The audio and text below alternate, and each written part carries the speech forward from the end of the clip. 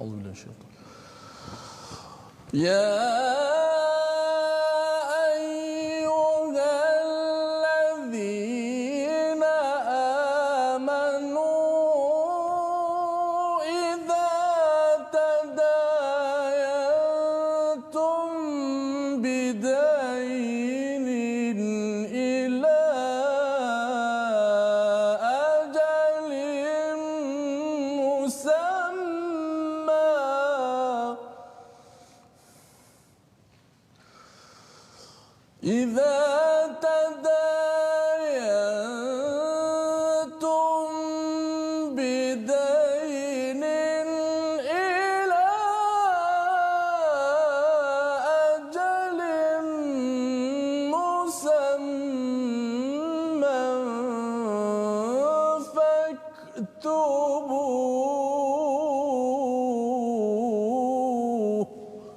Sadaqallah. Surahul Azim. Assalamualaikum warahmatullahi wabarakatuh. Alhamdulillah wassalatu wassalamu ala Rasulillah wa ala alihi wa man wala syada la ilaha illallah syadana Muhammadan abduhu wa rasuluh. Allahumma salli ala sayidina Muhammad wa ala alihi wa sahbihi ajma'in. Amma ba'du. Apa khabar tuan-tuan dan puan yang dirahmati Allah sekalian? Kita bersyukur pada Allah Subhanahu wa taala pada hari yang berbahagia ini kita diizinkan menatap kepada Al-Quran, dan pada hari ini kita berada amat istimewa pada ayat yang paling panjang di dalam Al-Quran bersama dengan Ustaz Tirmizi Ali. Apa khabar Ustaz? Baik, alhamdulillah. Alhamdulillah Ustaz. Ya. Alhamdulillah. Hari ini kita berada pada ayat paling panjang Ustaz. Masya-Allah. Ya, yang paling panjang, dan bila bercakap tentang ayat paling panjang nak cerita pasal satu topik penting iaitu hutang, di mana sebenarnya dalam Al-Quran ini, dalam Islam ini menceritakan urusan dunia ini penting. Ya, urusan dunia ini penting, urusan harta ini penting. Maka kita akan lihat pada hari ini muka surat 48 satu ayat saja Ustaz ya, yang harapnya pada tuan-tuan yang sudah pun ada PM saya ya, yang bagi personal message tentang hutang, pelbagai soalan, tuan-tuan boleh share, dan yang tidak ada persoalan pun, yang mungkin dah kata oh saya dah langsai semua hutang pun, jom kita share, kongsikan di Facebook masing-masing agar kita dapat memberi kefahaman yang penting, yang bagus berdasarkan pada hidayah Allah Subhanahu Wa Taala tentang hutang yang Allah seru seawal ayat yang Ustaz baca tadi Ustaz ya, wahai orang-orang yang beriman. Maka kita mulakan dahulu dengan Ummul Quran Al-Fatihah pada hari ini agar kita terus kekal atas hidayah Allah bahawa sebenarnya hutang adalah salah satu daripada tanda rahmat daripada Allah Subhanahu Wa Taala kepada kita, tetapi ia perlu mengikut panduan daripada ilahi. Al-Fatihah bersama dengan Ustaz.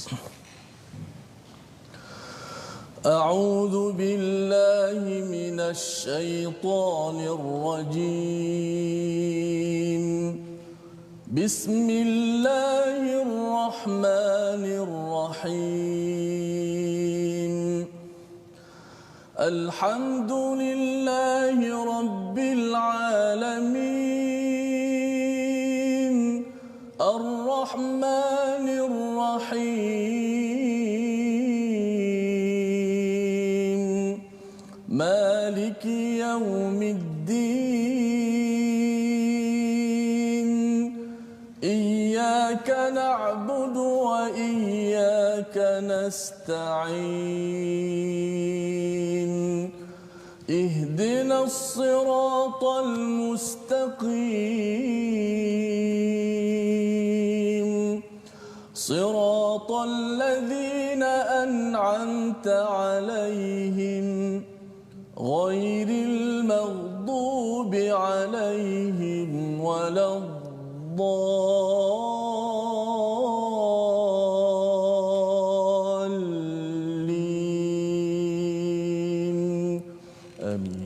Amin amin ya rabbal alamin. Alhamdulillah kita membaca surah Al-Fatihah sebentar tadi. Kita memuji kepada Allah Subhanahu Wa Taala pada hari ini. Alhamdulillah, sama ada kita ada hutang ataupun tidak ada hutang Ustaznya, kita memuji pada Allah Subhanahu Wa Taala. Dan satu ayat yang kita baca sebentar tadi, Maliki Yaumiddin, iaitu penguasa pada hari pembalasan Yaumiddin, hari agama, di mana Allah akan bertanya balik tentang din kita yang ada kaitan dengan dain, Ustaz, ya, ada kaitan dengan hutang kita. Allah bagi kita macam-macam di atas dunia ini. Ar-Rahman Ar-Rahim beri kita nafas, Allah pinjamkan kepada kita televisyen yang ada sekarang, Facebook yang ada sekarang, Allah pinjamkan umur yang ada sekarang. Ar-Rahman Ar-Rahim bagi kita macam-macam, tak cukup kita boleh minta lagi, tetapi apabila kita baca Malik Yaumiddin, kita akan bertemu dengan penguasa hari agama, penguasa yang berkaitan dengan hari ad-dain, ya. Din dan dain ini daripada kata akar yang sama, Ustaz, ya. Maksudnya hutang, ya. Jadi agama kita ini adalah agama yang menitik beratkan din, dain, hutang, iaitu transaksi sesama manusia dan transaksi dengan Allah. Kalau ikut awalnya, din ini dimaklumi oleh orang-orang Arab sebagai transaksi muamalah sesama manusia, ya, sebagaimana dalam Ara'aital ladzi yukadzibu biddin, surah Al-Maun. Tapi lebih daripada itu, Quran membawa perspektif hubungan sesama manusia penting, tetapi dalam masa yang sama hubungan dengan Allah Subhanahu wa taala. Maka mari kita lihat sinopsis satu ayat sahaja pada hari ini, iaitu ayat 282. Apakah isinya? Kita saksikan slide, iaitu hutang, ya. Ayat hutang, piutang, ayat yang jaminan hutang, menguatkan muamalah tidak secara tunai dengan mencatat ataupun menghadirkan saksi dalam urusan transaksi sesama manusia, ya. Jadi ayatnya berkaitan dengan hutang. Adakah dia tidak ada kaitan dengan tunai? Ada sebenarnya. Jadi ayat yang panjang, ada 15 baris ini, kita akan baca bersama, insya-Allah kita habiskan sehingga ke hujung. Dan kemudian nanti kita akan semak satu persatu daripada 15 baris ini, Ustaz, ya. Kita akan berhenti-berhenti kerana apa? Setiap, kalau ikutkan kepada seorang ulama yang bernama Ibnu Khawis Maudad, beliau menyatakan ayat 282 ini ada 30 hukum, Ustaz. Masya-Allah. 30, ya. Jadi kita mungkinlah tak bincangkan segala-gala hukumnya. Kita boleh bertanya kepada pakar muamalat, kepada pakar fakih, Ustaz, ya. Tetapi kita ambil beberapa perkara penting yang kita boleh teladani, yang kita ambil sebagai hidayah kita, agar kita yang berhutang, kita yang memberi hutang, ada yang orang tak bayar hutang, macam mana Al-Quran menyelesaikan isu ini, insya-Allah. Jom kita baca ayat paling panjang sebagai rekod kita, Ustaz, ya. Masya-Allah. 282 bersama tuan-tuan yang berada di rumah, insya-Allah. Masya-Allah. Ustaz, terima kasih banyak Ustaz Fazrul, juga penonton-penonton, sahabat-sahabat Al-Quran. Hari ini begitu special kerana kita berada pada satu ayat sahaja. Ya. Tapi ayat yang cukup panjang, memberi faham kepada kita, mengajar kepada kita bahawa inilah kasih sayang Allah Subhanahu wa taala, nak mengajar kepada kita petunjuk kehidupan kita di dunia. Ada satu rancangan di negara Arab, Ustaz. Dia, tajuknya soal wa jawab, soal jawab. So host pergi tanya kepada orang awam, apakah surah paling ayat paling panjang dalam Al-Quran? Orang Arab ni, bukan orang Melayu, orang Arab. So ada yang jawab Ayatul Kursi. Oh, dengan apa? Semangat Ayatul Kursi. Itu bukan ayat paling panjang, itu ayat paling agung, ayat. Lalu ada yang lain jawab Suratul Baqarah. Seakan betul, tapi itu surah ini, ayat yang paling panjang. Betul. Maka ayat yang paling panjang inilah yang akan kita baca dan sama-sama kita ambil pengajaran yang berguna pada hari ini, insya-Allah. Sama-sama bila Ustaz cakap pasal ayat itu, Ustaz, ya. Dia kalau ayat bahasa Melayu dengan ayat dalam bahasa Arab berbeza, ya. Kalau ayat dalam bahasa Melayu, saya main bola, full stop, ya, habis satu ayat. Tapi bila ayat dalam Al-Quran ini, kadang-kadang dalam ayat, satu ayat itu ada banyak perkara. Kerana apa? Kerana objektif ayat dalam Al-Quran, walaupun alif lam mim, adalah untuk menunjukkan kebesaran Allah Subhanahu wa taala. Makin kuat keimanan kita kepada Allah, maka salah satu ayat yang akan menguatkan keimanan kita dalam segala kepayahan yang ada ialah ayat 282, Ustaz, ya. InsyaAllah. InsyaAllah sama-sama kita baca ayat daripada 282. A'udzu billahi minasy syaithanir rajim. Bismillahirrahmanirrahim. Ya ayyuhalladzina amanu idza tadayantum bidainin ila ajalin musamman faktubuh وليكتب بينكم كاتب بالعدل ولا يأب كاتب أن يكتب كما علمه الله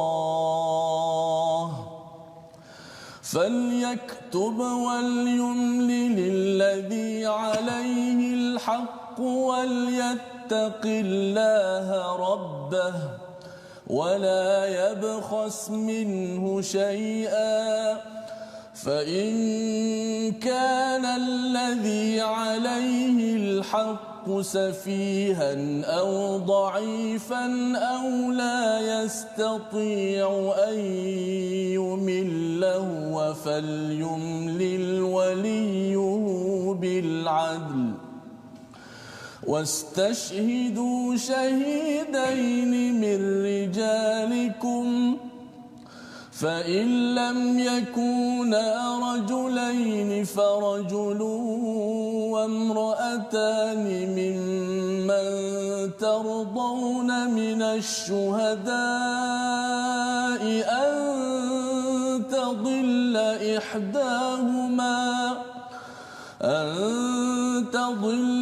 إحداهما فتذكر إحداهما الأخرى ولا يأبى الشهداء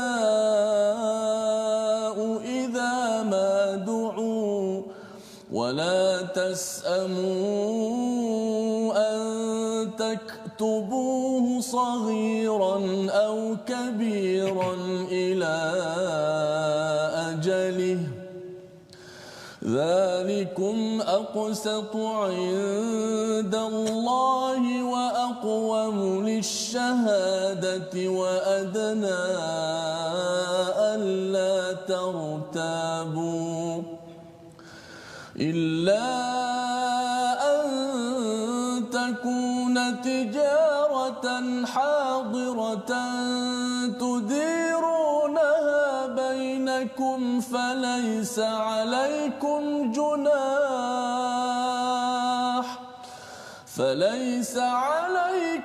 جناح ألا تكتبوها وأشهدوا إذا تبايعتم ولا يضار كاتب ولا شهيد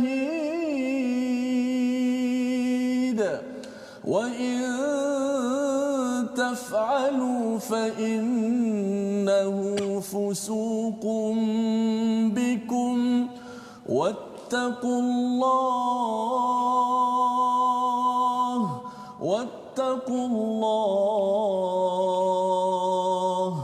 ويعلمكم الله والله بكل شيء عليم. صدق الله العظيم. Surah Al-Allahul Azim. Alhamdulillah sahaja selesai kita dengan ayat 282, ayat yang mendebarkan. Ada yang menulis di Facebook kata ayat ini mendebarkan, ya. Memang mendebarkan kerana Allah memanggil kita dengan ya ayyuhallazina amanu selepas daripada ayat 281 iaitu wattaqu yauman turja'una fihi ilallah, iaitu dan takutlah pada hari kamu semua dikembalikan kepada Allah Subhanahu Wa Taala. Ayat ini adalah perantara di antara ayat riba, ya, dan selepas itu adalah ayat tentang hutang. Ya, maksudnya orang yang berani lagi melawan Allah, ya, bukan sekadar melawan Allah. Allah mengisytiharkan perang apabila masih lagi dia nak ambil riba, ustaz, ya.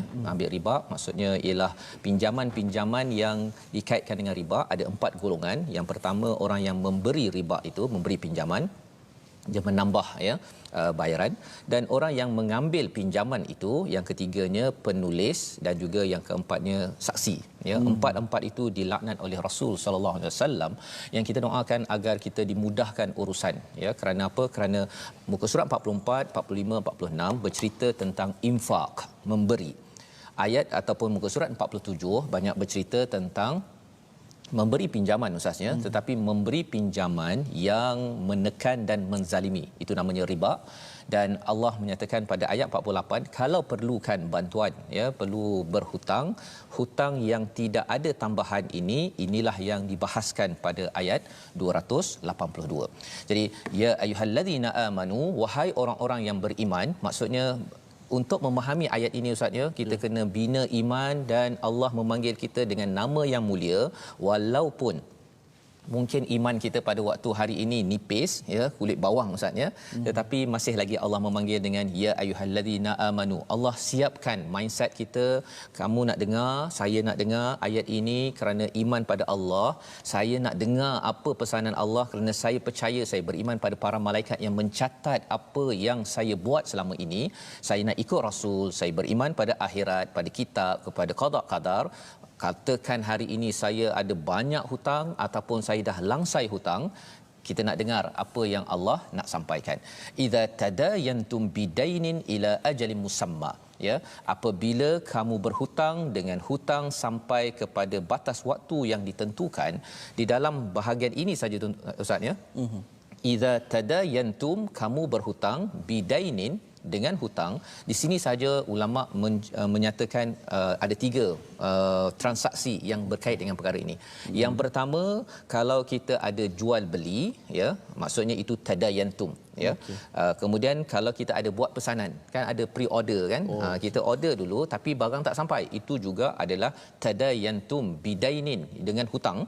Dan juga yang keempatnya ataupun yang ketiganya, kalau memang kita ni qard ataupun hutang, ada kawan kita bagi hutang ya, kawan kata saya tak ada duit lah, boleh tak saya tak ada apa susu anak, tak ada pampers, tak ada diapers, tak ada apa-apa sebagainya, jadi tolong pinjamkan duit pada saya. Maka Allah menyatakan ila ajalin musamma, bila ada masa tertentu perlu melunaskan bayaran, faktubuh, maka tulislah. Itu adalah poin penting yang perlu kita beri perhatian. Dan ketika mengkaji ayat ini Ustaz ya, saya dapati sebenarnya bila ada banyak persoalan yang sampai pada saya ialah persoalan selepas dia dah bagi pinjam. Selepas bagi pinjam. Bagi pinjam. Ada seorang kata bahawa saya bagi pinjam pada kawan saya, dan kemudian kawan tu tak bayar-bayar lagi, dan dia tengok kawan dah tukar kereta, dah renovate rumah, dah pergi umrah sekali. Kan? Tapi hutang tak bayar. Dan bila dia dah SMS, WhatsApp tak juga dibayar-bayar, sampai dia menaik malu untuk minta. Orang yang beri hutang tu malu. Orang yang beri hutang.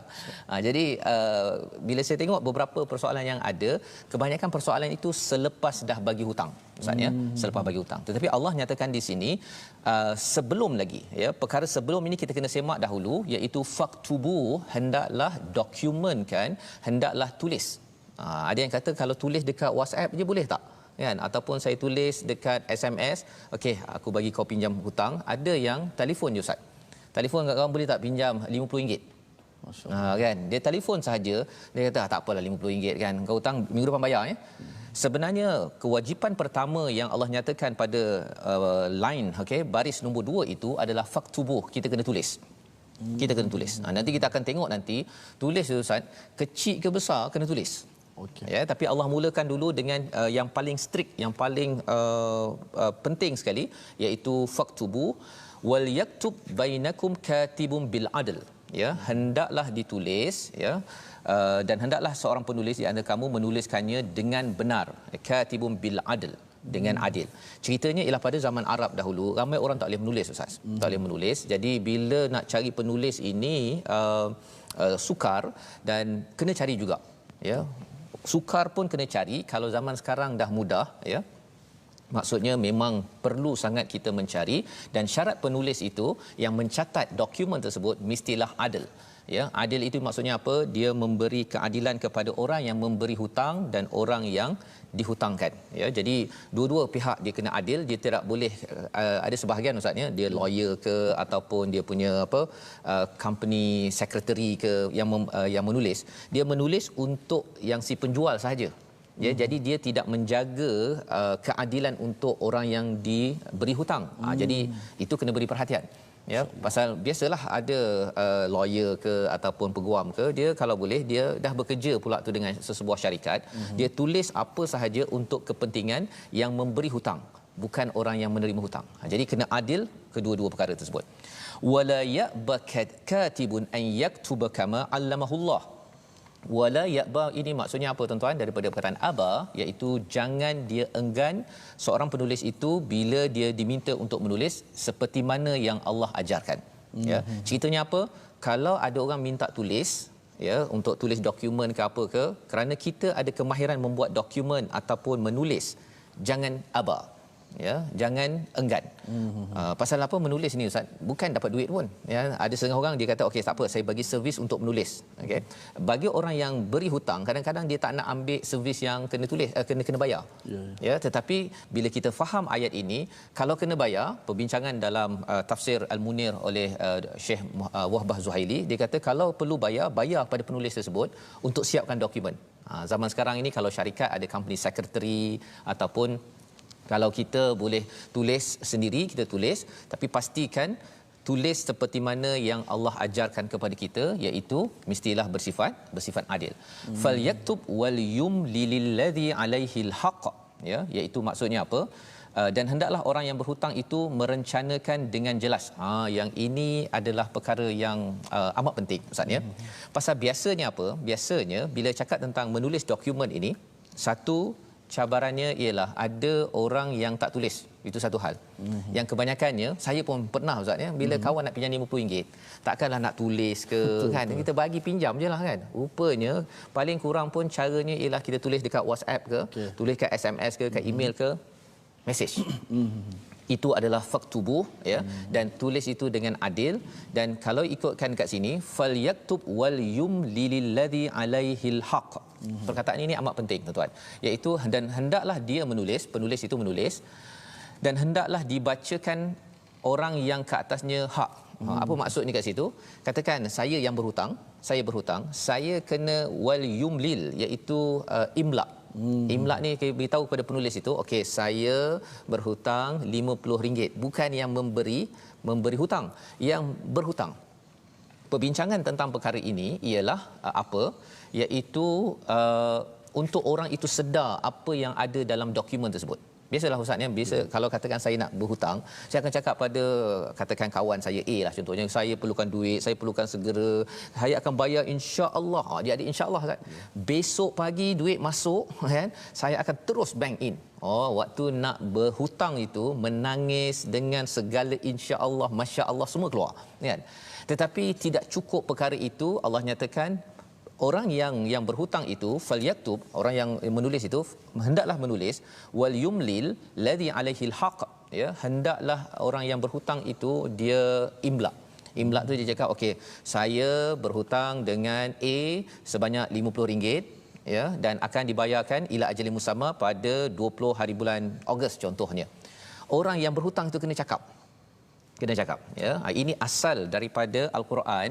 Mengapa perbincangan ulama ialah pasal biasanya orang yang berhutang ini, kalau dia tidak imla ini, yumlil ini, dia akan menyebabkan apa?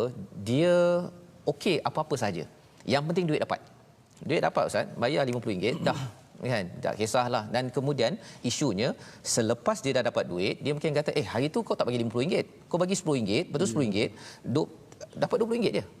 Dia dah mula tidak bersyahadah, tidak bersaksi, padahal dialah yang berhutang tersebut. Jadi aktiviti untuk imla ataupun bercakap kepada orang yang menulis, katakanlah yang berhutang itu yang menulis contohnya. Jadi yang diberi hutang kena bercakap, okay, bahawa saya memang berhutang dengan awak, akan dibayar sekian, ya, dengan kebenaran. Wal yattaqillaha rabbah. Ini perkataan yang amat kuat. Kalau ustaz boleh baca balik ustaz, ya, line nombor 3 itu, daripada fal yaktub sampai kepada wala yabkhas minhu syai'a.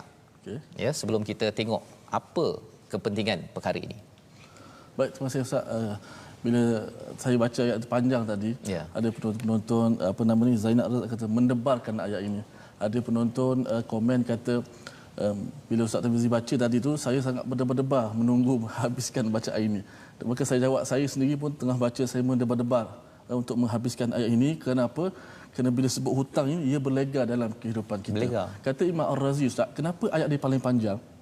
Dikata ayat ni kenapa paling panjang? Ialah sebab ayat ni memanjang hingga ke hari akhirat. Oh betul. Sebab dia tak akan selesai dekat dunia, dia akan bawa pergi hari akhirat. Dah meninggal pun masih lagi hutang Betul. ni. Sebab tu begitu panjang Allah Taala huraikan kepada kita supaya kita tak sengsara di dunia, tak sengsara ketika mati dan tak sengsara ketika akhirat. Sebab dia memanjang hingga akhirat. Betul. So saya nak baca sikit ayat daripada Ustaz falyaktub Falyaktub. Okey, falyaktub sampai minhu syai'a. Oh, masyaallah. فليكتب وليملل الذي عليه الحق وليتق الله ربه ولا يبخس منه شيئا. Surahul Azim. Dan hendaklah orang yang berhutang itu merencanakan dengan jelas dan hendaklah dia bertakwa kepada Allah Tuhannya dan janganlah dia mengurangkan sedikit pun daripadanya. Jadi orang yang berhutang perlu dia menyatakan kepada penulis wal yattaqillaha rabbah, dengan penuh rasa takwa Allah Rabbah. Dua perkataan itu sekaligus dalam bahagian lain nombor 4 itu, maksudnya jangan sekadar nak lepaskan diri dapat duit, tetapi perlu jangan memanipulasikan orang yang memberi hutang. Membawa kita pada satu perkataan, mari sama-sama kita perhatikan. Perkataan kita pada hari ini ialah dain ataupun dan, yang maksudnya hutang ataupun urusan agama 101 kali berulang di dalam Al-Quran, dan kita akan tengok apakah maksudnya lebih panjang pada hari ini. Kita berhenti sebentar Ustaz. Ya, betul. My Quran Time, baca faham amal insya-Allah.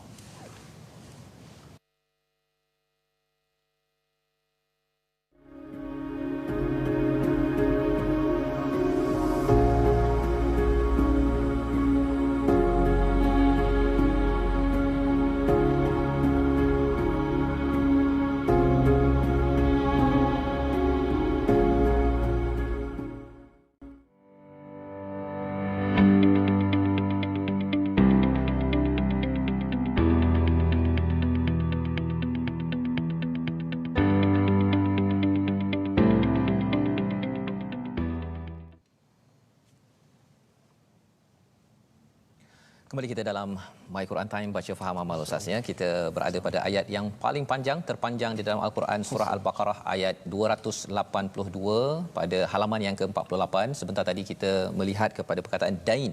Perkataan dain ini maksudnya hutang, ada kaitan dengan din, iaitu kita ada urusan sesama manusia ya, kita ada urusan dengan Allah SWT, dan di akhirat nanti kita akan bertemu dengan Malik Yaumiddin yang akan bertanya tentang dain kita. Maksudnya jadi betul, ayat paling panjang tentang harta ni begitu penting Ustaz. Begitu penting Ustaz ya, dan itu sebabnya kita hidup dengan berharta, menggunakan duit ya, kita berinteraksi dengan manusia. Apabila interaksi dengan manusia sahaja, maksudnya bekerja dengan bos pun interaksi. Betul. Dan ada dain, maksudnya bos kalau dia bayar lambat, itu adalah hutang dia kepada pekerja, ataupun kalau pekerja itu sendiri dia ambil lebih daripada apa yang patut dia ambil, itu juga adalah hutang dia yang akan ditanya di hadapan Allah Subhanahu Wa Taala, Malik Yaumiddin, mengapa kamu tidak menjelaskan pada ila ajali musamma. Itu adalah perkataan yang mengerikan Ustaz ya.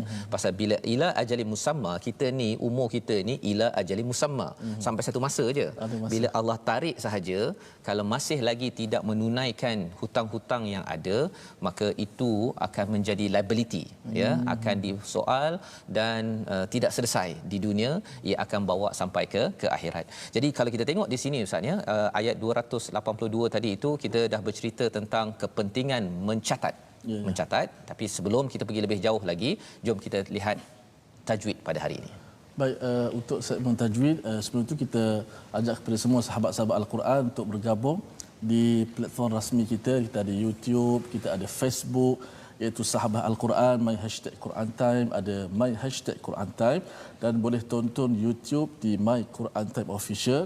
Seterusnya kita juga boleh tonton di Instagram My Quran Time Official. Baik, kita nak beralih seketika untuk tajwid pada hari ini. Kita nak menyebut tentang beberapa kaitan tentang makhraj ya, tentang makhraj huruf-huruf hijaiyah boleh kita saksikan di skrin kita berkaitan dengan ilmu tajwid pada hari ini, iaitu makhraj al-jauf. Al-jauf iaitu rongga yang pernah kita sebutkan, iaitu suara yang keluar daripada rongga tekak hingga ke rongga mulut, iaitu terdapat 3 huruf yang keluar daripada makhraj al-jauf, iaitu huruf mad, alif, waw dan ya. Dan kita ambil contoh satu huruf, iaitu huruf alif. Dan kita contohkan pada ayat pertama kita baca pada hari ini, memang satu ayat pun sah. Ya ayyuhallazina amanu idza tadayantum. Kalau kita pasang pada perkataan idza ada alif selepas zal.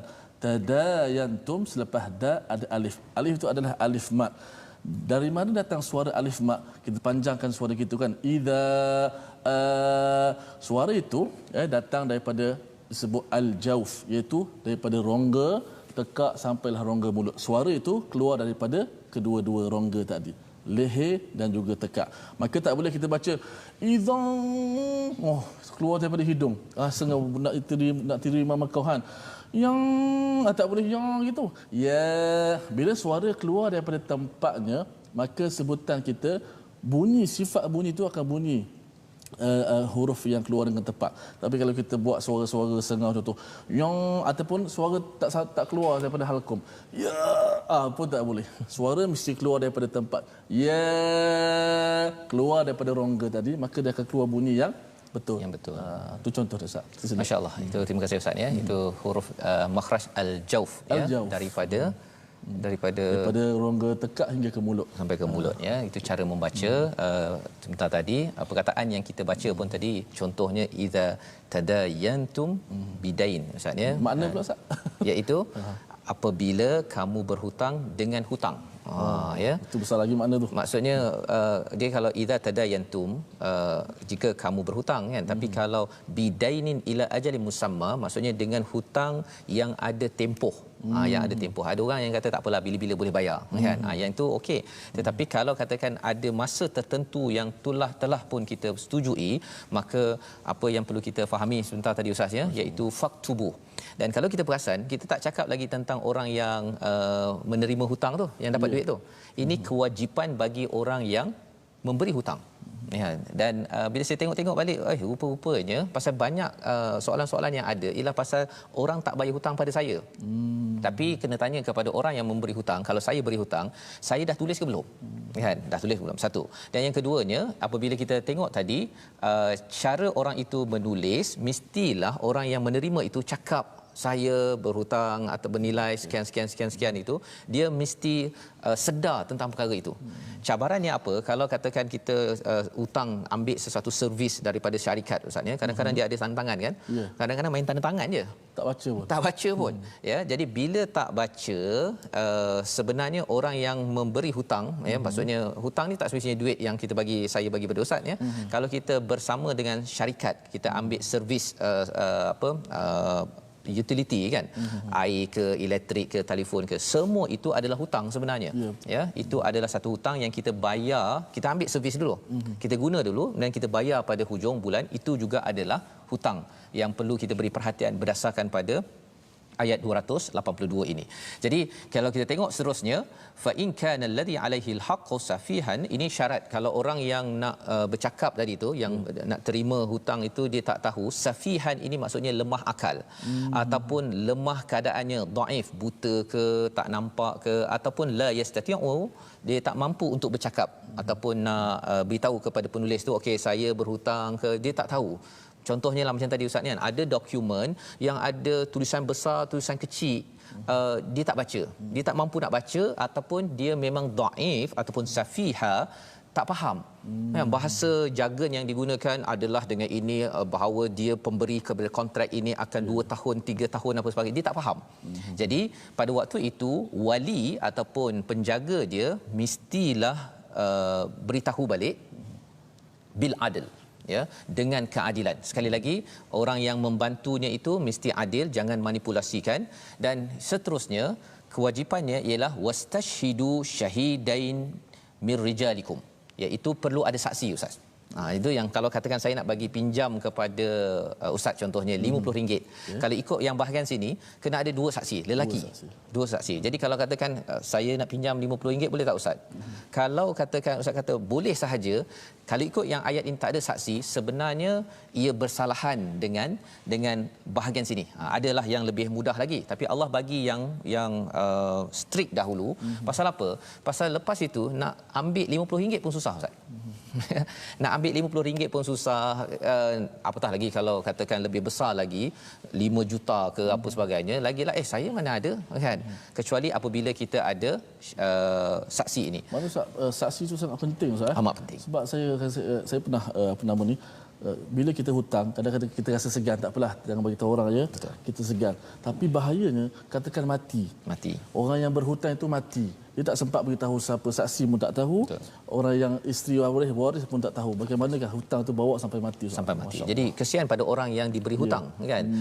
Dan kalau kat sini katanya fa illam yakuna rajulain, kalau tidak ada dua orang lelaki, maka seorang lelaki perlu ada dua orang perempuan. Maksudnya satu lelaki, satu lagi tak dapat, cari dua orang perempuan untuk mewakili seorang lelaki.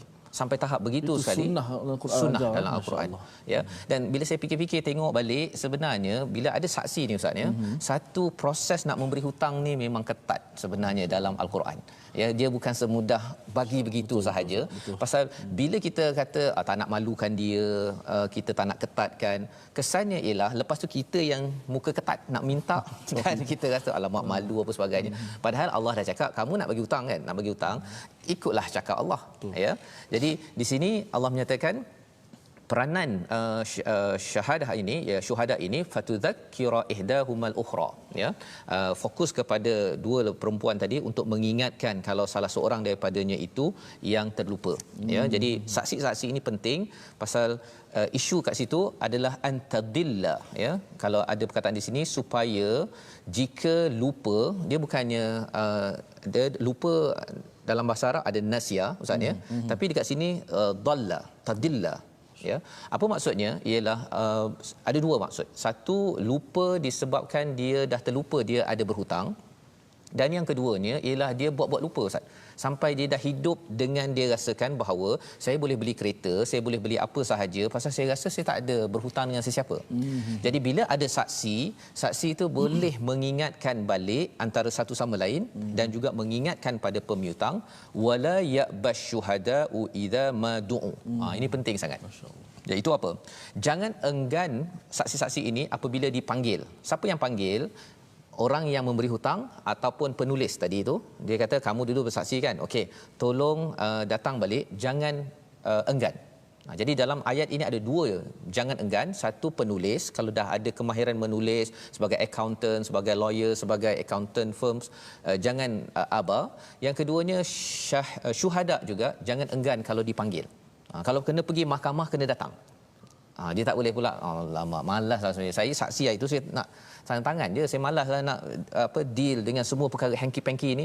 Sebenarnya kita menyahut kepada seruan untuk menguruskan hutang yang ada itu juga sebahagian daripada kewajipan yang ada di dalam Al-Quran.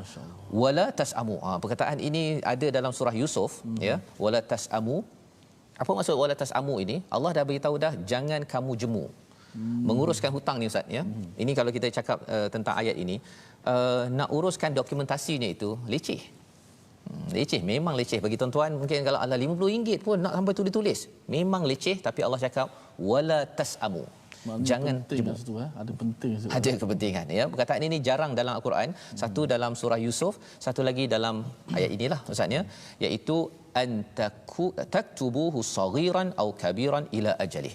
Ya, sama ada untuk menuliskan hutang kecil ataupun hutang besar. Tadilah RM50 ke 5 juta ke, jangan rasa lah tak apalah, takkanlah itu pun nak dua saksi dengan ada saya berhutang. Saya ingat guru saya beritahu dengan adik-beradik pun tulislah juga. Tulis juga. Pun tulis juga. Hatta dengan adik-beradik. Ya, kesan tu besar daripada tu. Pasal lepas tu tak bertegur dengan adik. Dia balik raya tu dia rasa kami makan kuih tu saatnya. Dia duit tabung banyak ya, dah keluar tapi dia rasa macam bila dia tengok duit tabung anak dia banyak, dia buka tabung dia.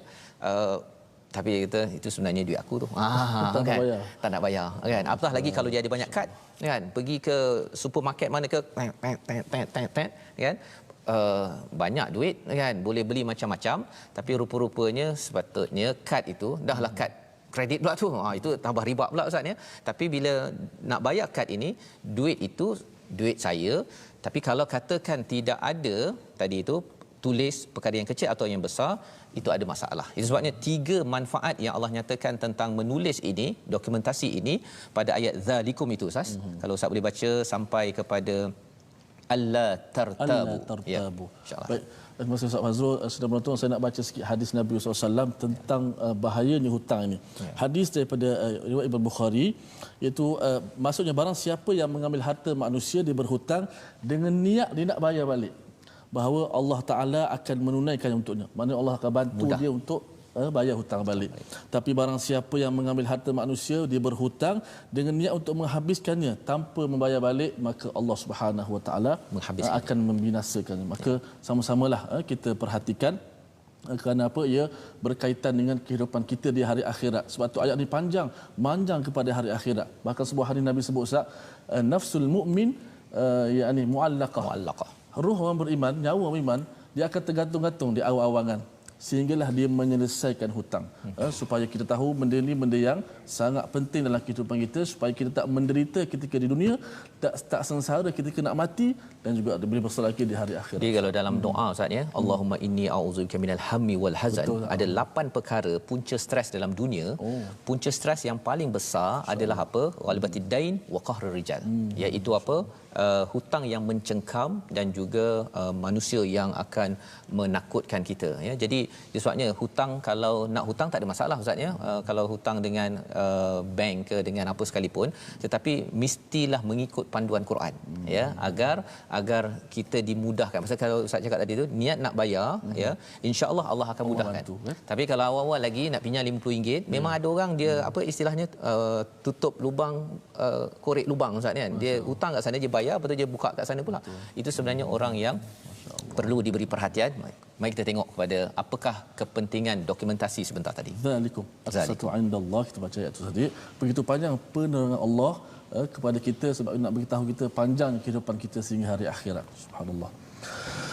Zalikum aqsatu 'indallahi wa aqwamu lish-shahadati wa adna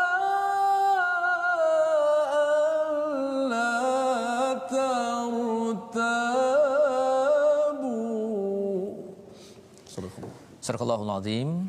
Zalikum, demikian itu lebih adil di sisi Allah dan lebih kuat untuk penyaksian dan lebih dekat untuk tidak membuat keraguan. Maksudnya ada 3 perkara bila kita berhutang, kita ada catatan di situ. Yang pertama, lebih adil di sisi Allah SWT. Di sini bukan perkataan adil, tapi Allah menggunakan perkataan aqsatu.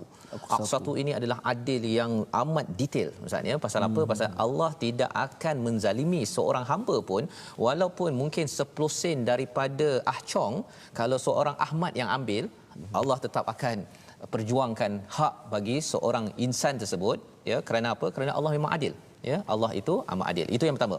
Jadi bila kita mencatat, kita sebenarnya sedang minta Allah jadi pengadil. Yang pertama. Yang kedua, wa aqwamu lisyahadah, dan lebih kuat untuk penyaksian.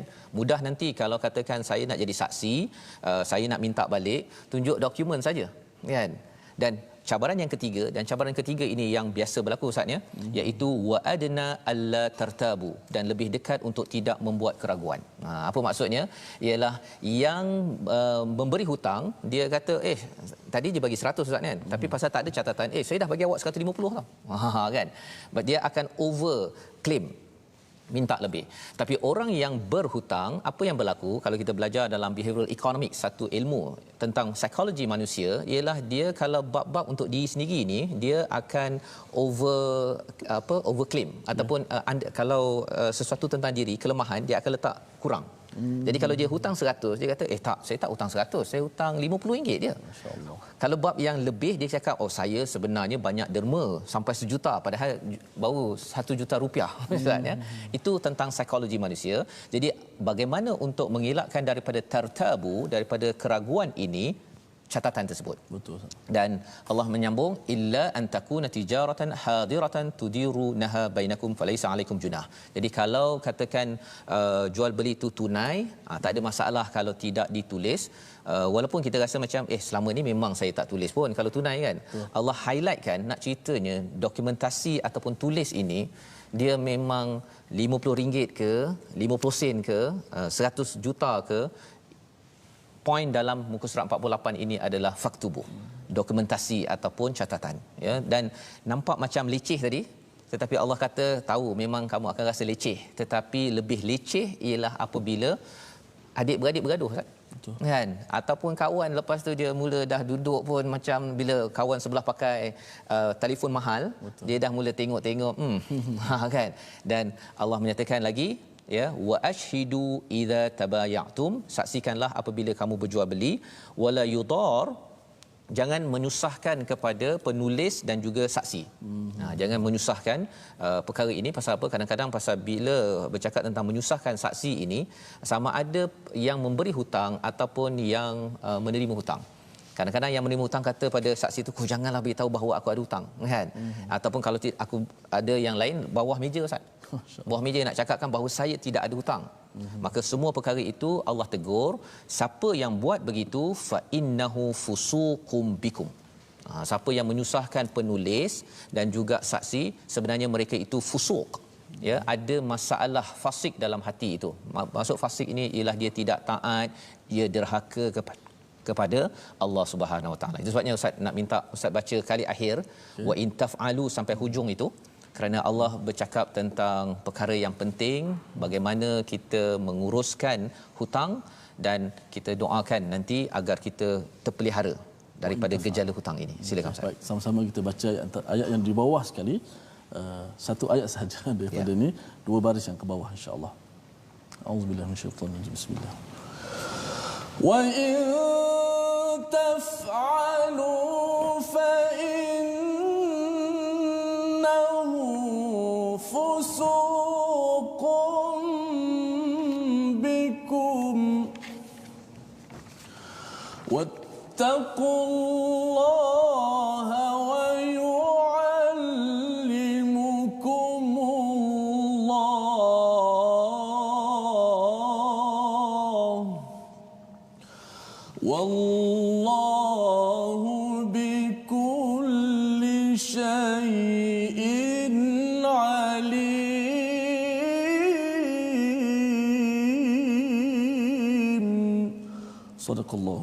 Sadaqallahul Azim.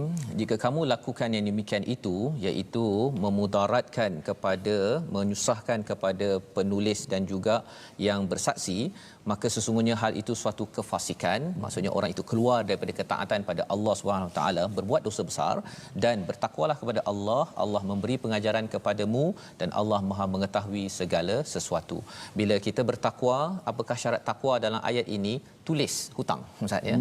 Jadi siapa yang tak ada buku 35, kata orang lah kan, buku 35 itu, kalau tak ada, zaman sekarang ada komputer, ada telefon. Betul. Kalau tidak buat, dan bukan sekadar catat sendiri-sendiri macam tu saja, dia kena ada saksi tadi tu. Kalau buat, itu tandanya bertakwa. Kalau ada yang kata alamak ini susahlah, inilah cara Allah melindungi daripada banyak report-report ataupun laporan yang ada. Saya bagi pinjam pada adik-beradik, saya bagi pinjam pada kawan, kawan tak bayar, pasal memang orang berhutang tak nak bayar. Betul, Ustaz. Kecuali orang yang kata saya berhutang RM50 akan bayar bulan depan kerana Allah SWT. Maksudnya dia, apa istilah tadi, wal yattaqillaha rabbah, dia sedar ketika dia berhutang itu dia di bawah penguasaan Allah, Allah akan mudahkan. Tapi kalau proses ini yang beri hutang kata tak apalah, saya tak nak malukan, saya tak nak buat segala apa ayat 282, lepas tu orang tak nak bayar, tanggung sendirilah. Ada satu hari Nabi Rasulullah sallallahu berdoa ketika solat, lepas solat, ya Allah, aku berlindung kepadamu daripada buat dosa dan banyak hutang. Lalu sahabat tanya, kenapa engkau selalu minta daripada bebas daripada hutang? Kata Rasulullah, tak sebut tadi, jika orang yang berhutang berkata-kata, dia akan selalu berdusta, dan bila dia berjanji dia akan mengingkari janji. Hadis Bukhari. Masya-Allah. Jadi memang dah tahu dah memang orang yang nak berhutang ni memang by default istilah bahasa Inggerisnya ialah dia tak nak bayarnya, kecuali bila kita ikut panduan ini Allah mudahkan. Dan esok insya-Allah kita akan tengok macam mana kalau saya ni berhutang, saya kena buat apa ni, kan? Esok akhir besok surah. ada akhir surah Baqarah pasal hutang. Masya-Allah. Itulah yang kita ingin bawa kepada resolusi kita pada hari ini. Yang pertama apa tuan-tuan sekalian? Berdasarkan pada ayat 282, lantik penulis hutang yang adil. Yang pertama. Yang keduanya ialah jangan menindas orang lemah ketika berhutang dan melaksanakan transaksi ketika jual sesuatu barang. Jangan menindas ataupun membuat klausa-klausa yang menyebabkan tertindas orang yang membeli. Dan yang ketiganya, elakkan dosa besar dengan tidak menyusahkan urusan catatan hutang ataupun bisnes, ya, maksudnya menyusahkan catatan, ya, ataupun kita tidak mahu beri kerjasama, itu juga adalah satu fusuq, satu dosa. Kerana apa? Kerana ini adalah urusan yang diperjuangkan oleh Al-Quran. Sama-sama kita doa, Ustaz. Baik. Bismillahirrahmanirrahim. Alhamdulillahi rabbil alamin. والصلاة والسلام على رسول الله. اللهم إنا نعوذ بك من الهم والحزن. Ya Allah, sesungguhnya aku berlindung kepadamu daripada kedukaan dan kesedihan, ya Allah. Wa na'udzubika minal ajzi wal kasal, dan aku berlindung kepadamu daripada sifat lemah dan malas, ya Allah. Wa na'udzubika minal jubni wal bukhl wa na'udzubika min ghalabatid dayn wa qahrir rijal. Ya Allah, aku berlindung kepadamu, ya Allah, kami berlindung kepadamu, ya Allah, daripada sifat pengecut dan bakhil, ya Allah. Ya Allah, kami berlindung kepadamu, ya Allah, daripada bebanan hutang yang banyak dan penindasan manusia, ya Allah. Ya Allah, janganlah kau biarkan kami dalam mati dalam keadaan kami tidak membayar hutang, ya Allah. Ya Allah, janganlah kau biarkan kami mati kecuali kami telah menyelesaikan hutang-hutang kami, ya Allah. Ya Allah, permudahkanlah urusan sahabat-sahabat Al-Quran kami, ya Allah. Ya Allah, permudahkanlah urusan harta sahabat-sahabat Al-Quran kami, ya Allah. Ya Allah, permudahkanlah urusan mereka, ya Allah. Bebaskanlah kami semua dan sahabat-sahabat Al-Quran kami daripada dibelenggu daripada hutang piutang, ya Allah. Ya Allah, cukupkanlah bagi kami harta-harta kami, ya Allah. Ya Allah, cukupkanlah rezeki untuk kami semua, ya Allah. Permudahkanlah urusan akhirat kami, ya Allah. Permudahkanlah urusan akhirat kami, ya Allah. Amin ya rabbal alamin. Amin. Amin amin ya rabbal alamin. Moga-moga dengan ini kita lebih sensitif tentang hutang kita, Ustaznya. Dan program ini adalah untuk kita sama-sama sedar apakah pedoman daripada Al-Quran, dan sudah tentunya kita ingin menyebarkan, ya, dalam salah satu platform kita, Wakaf untuk Ummah, ya, platform untuk tuan-tuan menyumbang agar kesedaran tentang memberi hutang dan berhutang ini dapat menguruskan harta kita dengan panduan Al-Quran. Dan insya-Allah kita berjumpa pada jam 5 petang, pada jam 10 malam dan 6 pagi esok. Kita bersama-sama dalam program My Quran Time yang dibawakan oleh Mofaz, yang mendoakan pada semua agar kita dapat uruskan hutang dengan cara yang terbaik. Bertemu lagi My Quran Time, baca faham amal, insya-Allah.